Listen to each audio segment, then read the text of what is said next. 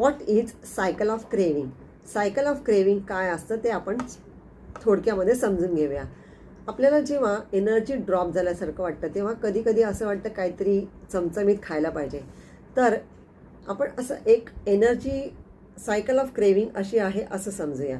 तर इथे आपल्याला असं वाटलं की आता थोडंसं काहीतरी खावं, तर आपण एखादं आउटसाईड प्रोसेस फूड खातो. मग आपल्याला एनर्जी थोडीशी अप झाल्यासारखी वाटते. नंतर इथे आल्यावरती थोडं असं वाटतं नाही, ड्रॉप झाल्यासारखे वाटते.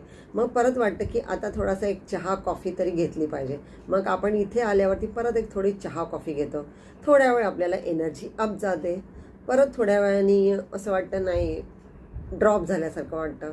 आणि परत इथे आल्यावरती वाटतं नाही, अजून एक चहा कॉफी झाली पाहिजे. परत एक चहा कॉफी होते, तर टेम्पररी आपण इथे जातो आणि थोड्या वेळाने परत ड्रॉप. तर हेच आहे सायकल ऑफ क्रेविंग. म्हणजे एक रोलर कोस्टरमध्ये बसल्यावरती अप डाऊन असं होतं. तसंच हे शुगर किंवा आउटसाईड फूड खाल्ल्यावरती होतं, जे ॲडिक्टिव्ह आहे. आपण एक खाऊन थांबू शकत नाही.